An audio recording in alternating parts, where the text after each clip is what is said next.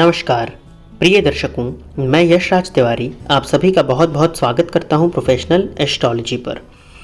पिछले वीडियो में हमने जाना था कि ग्रहों की युति क्या होती है और युति शब्द का अर्थ मैंने आपको बताया था। आज का ये प्रोग्राम नंबर 38 है और इसके पहले का वीडियो अगर आप देखना चाहते हैं तो पार्ट नंबर 37 देख सकते हैं, ताकि आपको बहुत अच्छे से ये युति वाला कंसेप्ट क्लियर हो जाए कि युति होती क्या है। आज का जो पार्ट है 38 ये 37 के आगे वाला है, तो पहले उसे देख लेंगे तो ज़्यादा बेहतर होगा। आज के इस वीडियो में मैं मेनली आपको बताने वाला हूँ कि दो ग्रहों की युति का फल क्या होता है। तो शुरुआत करते हैं ग्रहों के राजा से।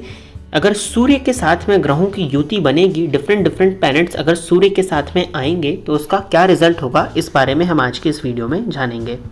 सबसे पहले बात करते हैं सूर्य के साथ में चंद्रमा की। अगर सूर्य के साथ में चंद्रमा आपको जन्म कुंडली में दिखाई देते हैं तो इसका मतलब है कि आपका जो जन्म है वो अमावस्या के दिन का है या अमावस्या के पास का जन्म है। इस कंडीशन में होता क्या है कि चंद्रमा अस्त हो जाते हैं सूर्य के साथ आने पर। इस वजह से जातक का मन जो है वो अशांत रहने लगता है और चंद्रमा यहाँ पर पक्ष बल से कमज़ोर पड़ जाते हैं। अगर जन्म कुंडली में सूर्य और चंद्रमा की युति होती है तो जातक के शरीर में चंद्रमा के तत्व की कमी होती है। ऐसे व्यक्तियों का मन अशांत होता है, लेकिन ऐसे जातक तेज होते हैं, बुद्धिमान होते हैं, कलाकार होते हैं, शिल्पकार होते हैं या फिर हम कह सकते हैं कि मूर्तिवान भी होते हैं। चंद्रमा के बाद हम आगे बढ़ जाते हैं और मंगल पर आते हैं। अगर जन्म कुंडली में सूर्य और मंगल की युति हो तो क्या होता है, तो आप सभी जानते हैं कि सूर्य है राजा और मंगल है सेनापति। तो राजा और सेनापति का जब समन्वय होता है तो यहाँ पे पराक्रम की स्थिति बनती है। ऐसा जातक पराक्रमी होता है, मेहनती होता है और पराक्रम से अपने जीवन काल में प्रत्येक चीज़ों को पाने वाला होता है। ऐसा जातक शूरवीर होता है, झगड़ालू भी होता है, अद्भुत पराक्रमी होता है, तेजस्वी होता है और अपने बल पर सब कुछ पा लेने वाला होता है।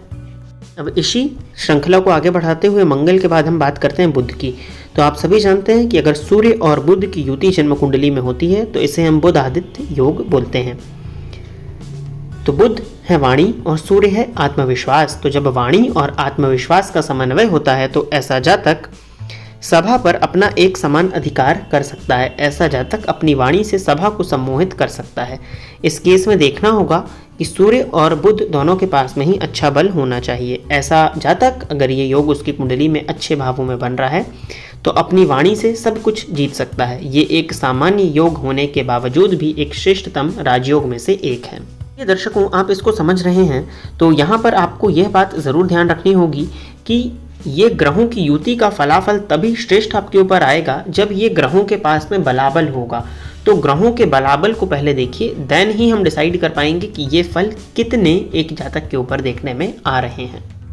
तो बुध के बाद हम गुरु पर आ जाते हैं। जब भी जन्म कुंडली में सूर्य और गुरु की युति होती है तो ये अपने आप में ही बहुत श्रेष्ठ है। सूर्य है आपका आत्मविश्वास, सूर्य है आपका तेज, सूर्य है राजा और गुरु है आपका ज्ञान, परिमार्जित ज्ञान। सूर्य और गुरु की युति जन्म कुंडली में शिक्षा के योग का निर्माण करती है। ऐसा व्यक्ति बुद्धिमान होता है, ज्ञानवान होता है, पंडित होता है। ऐसे लोगों की लेखनी बहुत अद्भुत होती है। ऐसे लोगों के द्वारा समझाई गई बातें भी बहुत आसानी से समझ में आ जाती हैं। किसी भी विषय पर ऐसे जातकों की जो पकड़ होती है वो बहुत ही ज़्यादा ज़बरदस्त होती है। ऐसा जातक किसी भी विषय पर बोल सकता है, किसी भी विषय पर वो व्यक्ति अपना मत रख सकता है आत्मविश्वास के साथ, कॉन्फिडेंस के साथ, एक हिम्मत के साथ में, एक करेज के साथ में, एक कॉन्फिडेंस के साथ में अपनी बातों को सभा के बीच में रख सकता है अगर सूर्य और गुरु की युति है और ये दोनों ही प्लैनेट्स बलाबल में अच्छी स्थिति में दिखाई पड़ रहे हैं। तो गुरु के बाद आ जाते हैं शुक्र पे। तो जब भी सूर्य और शुक्र की युति होती है तो ऐसे केस में क्या होता है कि शुक्र हैं, आप जानते हैं कि सूर्य तेज हैं और शुक्र पुरुष में वीर्य का काम करते हैं, तो वीर्य को कमज़ोर कर देता है। ये जातक को हालांकि अत्यंत सुख देने वाला होता है क्योंकि यहाँ पर आत्मविश्वास और भोग का कॉम्बिनेशन हो जाता है। यह युति जातक को सभी प्रकार की सुख देती है। ऐसा जातक खुद के बल पर सभी सुख, भूमि, भवन और वाहन को हासिल कर लेता है। बस ये देखना होगा कि शुक्र बहुत ज़्यादा क्लोज कंजंक्शन में ना आ रहे हों। अब शुक्र के बाद में बात करते हैं शनि की। तो जब सूर्य और शनि की जन्म कुंडली में युति बनती है तो आप सभी जानते हैं कि शनि को न्यायाधीश की संज्ञा प्राप्त है और सूर्य तो राजा है ही, तो यहाँ पर न्यायाधीश और राजा का समन्वय हो जाता है। ऐसे केसेस में आप लोगों को मैं एक बात और बता देता हूँ कि अगर जन्म कुंडली में सूर्य और शनि की युति हुई है तो शनि का बल यहाँ पर बढ़ जाता है और सूर्य का बल यहाँ पर कमज़ोर हो जाता है। अगर सूर्य और शनि की जन्म कुंडली में स्थिति बनती है तो शनि जहाँ पर बैठते हैं उस स्थान की वृद्धि करते हैं, आप सभी जानते हैं। ऐसा जातक अपने जीवन काल में अपने न्याय, अपने वाणी के लिए जाना जाता है। लेकिन अगर ये शनि पीड़ित हो तो जातक ठगी, प्रपंची, बहुत अधिक झूठ बोलने वाला भी बन जाता है। तो यह देखने वाली बात होती है कि स्थितियां इन प्लैनेट्स की क्या बन रही हैं। तो प्रिय दर्शकों, आज के लिए बस इतना ही रखते हैं। अगले वीडियो में मैं आपको चंद्रमा के साथ में अन्य ग्रहों की युति के बारे में जो प्रभाव आता है उसके बारे में बताऊंगा। आज के लिए बस इतना ही। पुनः अगले वीडियो में आप सभी के सम्मुख इसके आगे के विषय को लेकर के उपस्थित होऊंगा। तब तक के लिए इजाजत दीजिए। नमस्कार। फोन पर बात करके कुंडली दिखाने के लिए आप स्क्रीन पर दिए गए नंबर पर कॉल, मैसेज या व्हाट्सएप करके पर्सनल अपॉइंटमेंट ले सकते हैं। अब आप YouTube के साथ साथ Facebook और Instagram पर भी मेरे अकाउंट को फॉलो कर सकते हैं, जहां पर आपको ज्योतिष से संबंधित जानकारी मिलती रहेगी।